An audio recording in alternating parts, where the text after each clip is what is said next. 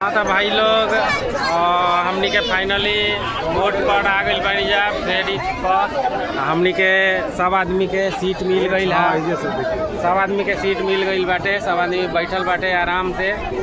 और हमनी के आगे बनल रहा हम जा वीडियो में, रुआ लोग चारों तरफ जो वीडियो देख ली लोग का बा।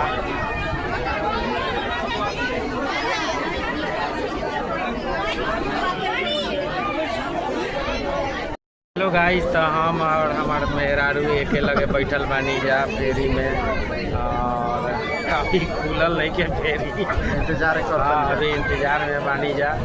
तो आगे हम दिखावत हम पाउनो टुकुर टुकुर बीच में बगल में पाउनो बैठल बाने हमार टुकुर टुकुर देखत आ रहे। तो हमनी के जोन बाटे वीडियो बनावत नहीं जा, और नया नया ब्लॉगर हैं जा, तो जोन भूल चुक होई माफ़ करे के ज़रूरत भी नहीं है।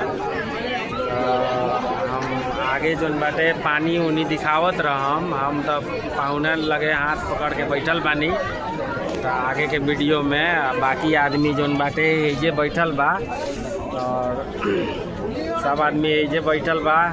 ताकल लोग तनी ताक ला लोग वीडियो में, हाँ तनी ताक ला लोग, और तू ताक लो,